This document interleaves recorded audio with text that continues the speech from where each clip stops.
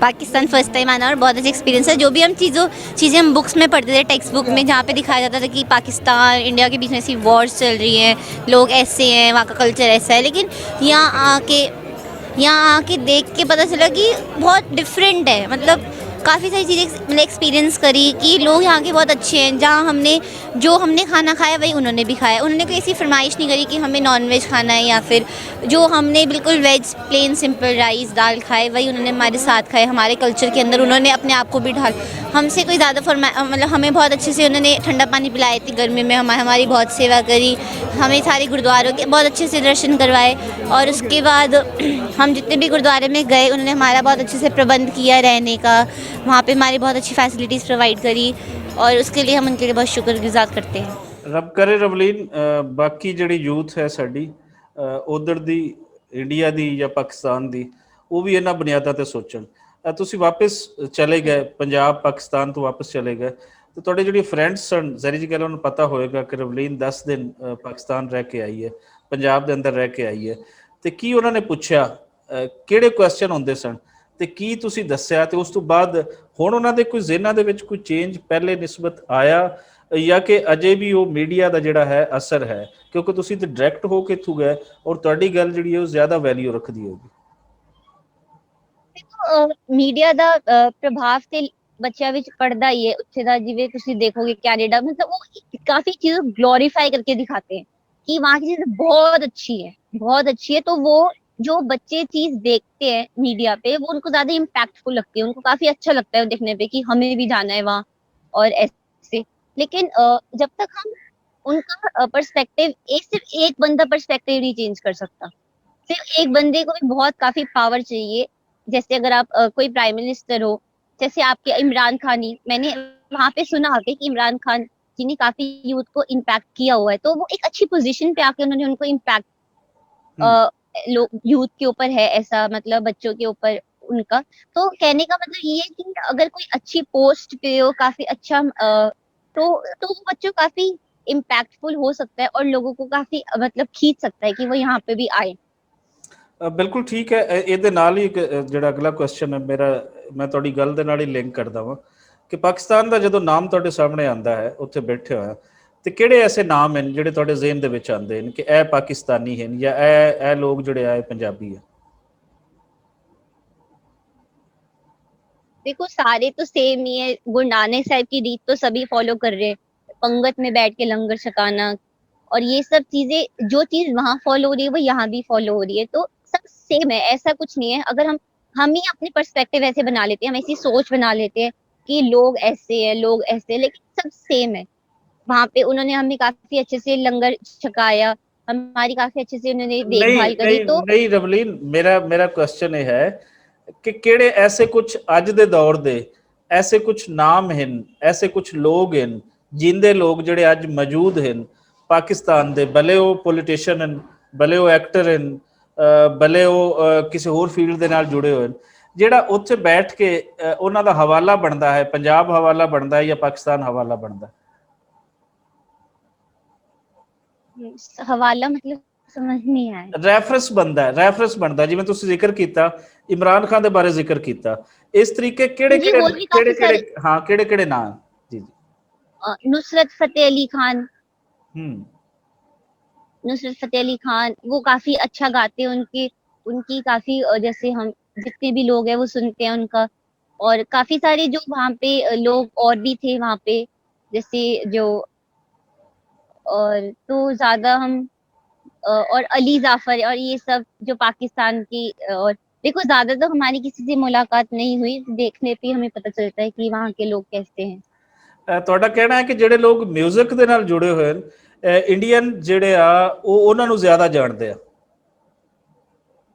हाँ जी, ਉਹਨਾਂ ਉਹਨਾਂ ਦੀ ਕਾਫੀ मतलब ਕਾਫੀ ਜ਼ਿਆਦਾ ਲੋਕ ਉਹਨਾਂ ਨੂੰ ਫੋਲੋ ਕਰਦੇ ਨੇ ਇੰਡੀਆ ਵਿੱਚ। ਉਹਨਾਂ ਦਾ ਜਿਹੜਾ ਸਕੇਲ ਹੈ ਨਾ, ਉਹ ਇੰਡੀਅਨਸ ਵੀ ਕਾਫੀ ਇੰਨੇ ਉੱਚੇ ਸਕੇਲ ਤੇ ਨਹੀਂ ਗਾ ਸਕਦੇ ਜਿੰਨੇ ਹੂੰ। ਉੱਚੇ ਉੱਚੇ ਸੁਰ ਉਹ ਲਗਾਉਂਦੇ। नुसरत फतेह अली खान, राहत फतेह अली खान, अली जाफर, ਹੋਰ ਵੀ ਕਈ ਸਾਰੇ ਪਾਕਿਸਤਾਨੀ ਮਿਊਜ਼ੀਸ਼ੀਅਨਸ ਨੇ ਕਾਫੀ ਕਾਪੀ ਕਰਦੇ ਨੇ ਇੰਡੀਅਨਸ, ਕਾਫੀ ਉਹਨਾਂ ਨੂੰ ਵੀ ਕੋਸ਼ਿਸ਼ ਕਰਦੇ ਨੇ ਕਿ ਅਸੀਂ ਵੀ ਇੰਨਾ ਉੱਚੇ ਸਕੇਲ ਤੇ ਗਾ ਪਾਈਏ, ਲੇਕਿਨ ਉਹ ਹੋ ਨਹੀਂ ਪਾਉਂਦਾ। ਉਹਨਾਂ ਕੋਲ ਕੁਦਰਤੀ ਦੇਣ ਹੈ जेडी पाकिस्तानी विच मतलब काफी अच्छे लोग, काफी अच्छे से वो लोग वहां पे गा रहे थे, तो उनका सुन के भी काफी अच्छा लगा था पाकिस्तान।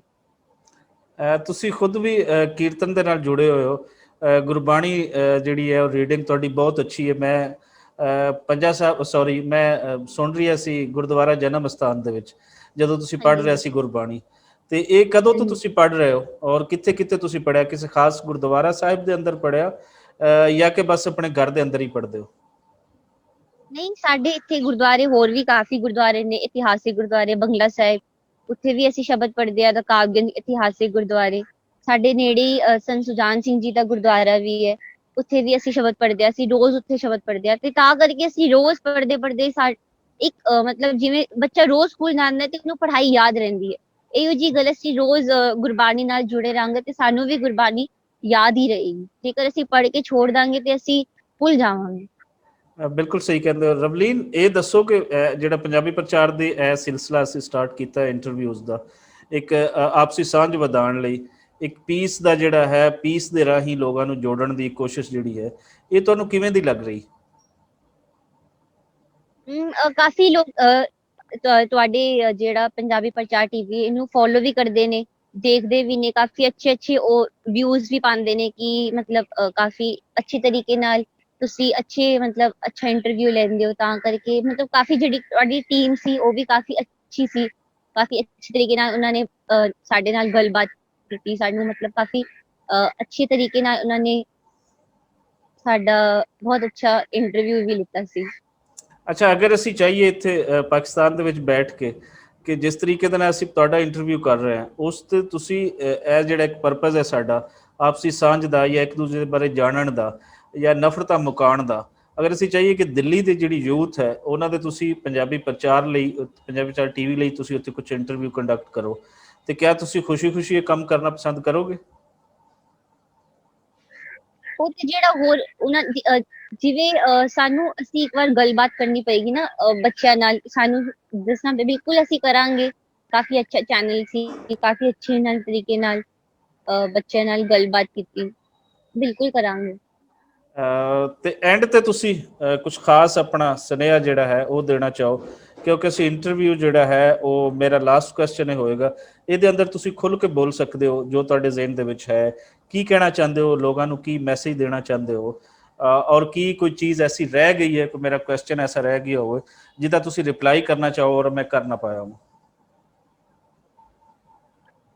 ਇਹ ਬਸ ਜਿਵੇਂ ਅਸੀਂ ਮਤਲਬ ਨਨਕਾਣਾ ਸਾਹਿਬ, ਪੰਜਾ ਸਾਹਿਬ, ਇਤਿਹਾਸਿਕ ਗੁਰਦੁਆਰੇ ਗਏ ਸੀ, ਲੇਕਿਨ ਇਹਨਾਂ ਤੋਂ ਬਾਹਰ ਵੀ ਸਾਨੂੰ ਜੇਕਰ ਮੌਕਾ ਮਿਲਦਾ ਜਾਣ ਦਾ ਤੇ ਉਹ ਕਾਫੀ ਅੱਛਾ ਰਹਿੰਦਾ। ਅਸੀਂ ਥੋੜਾ ਹੋਰ ਘੁੰਮ ਪਾਉਂਦੇ ਪਾਕਿਸਤਾਨ, ਜਿਹੜੇ ਹੋਰ ਵੀ ਇਲਾਕੇ ਨੇ, ਮੈਂ ਸੁਣਿਆ ਕਿ ਬਾਗਾ, ਜੰਗ, ਮਗਿਆਣਾ, ਜੀ, ਮਤਲਬ ਇਹ ਵੀ ਜ਼ਿਲ੍ਹੇ ਜੇਕਰ ਅਸੀਂ ਜਾ ਪਾਉਂਦੇ ਤਾਂ ਕਾਫੀ ਅੱਛਾ ਐਕਸਪੀਰੀਅੰਸ ਰਹਿੰਦਾ, ਮਤਲਬ ਸਾਨੂੰ ਹੋਰ ਵੀ ਹੋਰ ਪਾਕਿਸਤਾਨ ਬਾਰੇ ਨੌਲੇਜ ਮਿਲਦੀ ਇਹਨਾਂ ਇਤਿਹਾਸਿਕ ਗੁਰਦੁਆਰੇ ਤੋਂ ਇਲਾਵਾ ਵੀ।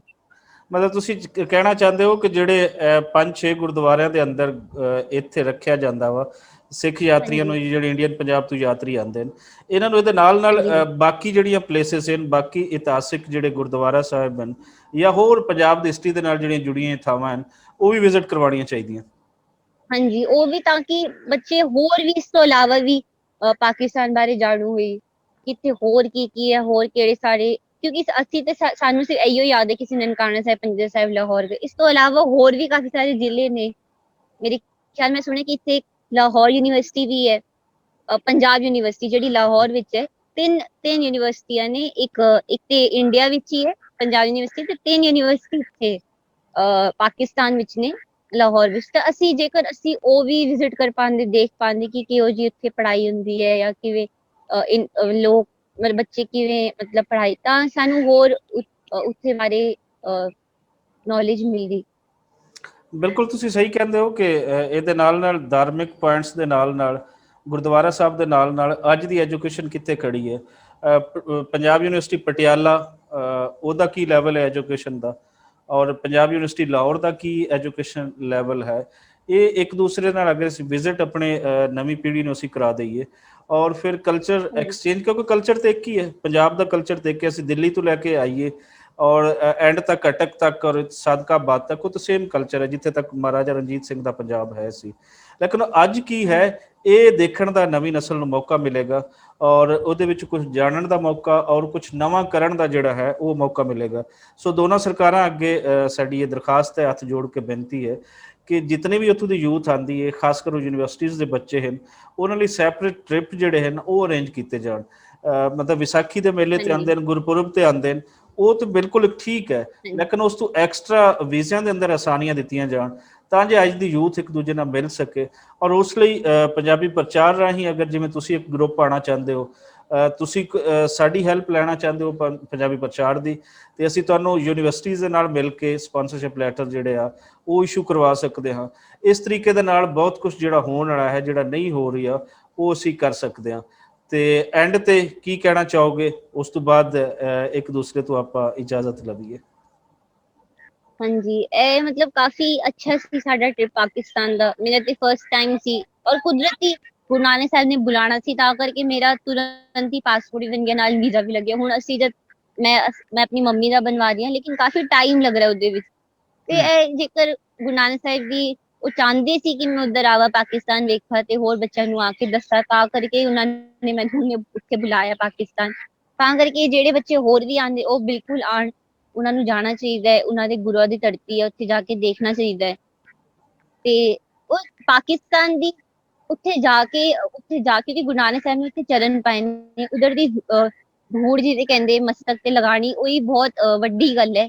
ਉੱਥੇ ਆਣਾ ਹੀ ਬਹੁਤ ਮੁਸ਼ਕਿਲ ਹੈ, ਤੇ ਉੱਥੇ ਆ ਕੇ ਉਹਨਾਂ ਨੇ ਗੁਰੂ ਨਾਨਕ ਸਾਹਿਬ ਨੇ ਆਪ ਹੀ ਬੁਲਾਇਆ ਤਾਂ ਹੀ ਕੋਈ ਆ ਸਕਦਾ ਹੈ, ਜੇਕਰ ਉਹ ਨਾ ਬੁਲਾਏ ਤੇ ਨਹੀਂ ਆ ਸਕਦੇ। ਤੇ ਉਹਨਾਂ ਦੇ ਹੱਥ ਹੀ ਵਿੱਚ ਹੈ, ਤੇ ਉਹ ਬਿਲਕੁਲ ਸਾਰੇ ਬੱਚੇ ਨੂੰ ਉਦਮ ਤੇ ਕਰਨਾ ਹੀ ਚਾਹੀਦਾ ਹੈ ਉੱਥੇ ਜਾਣ ਲਈ।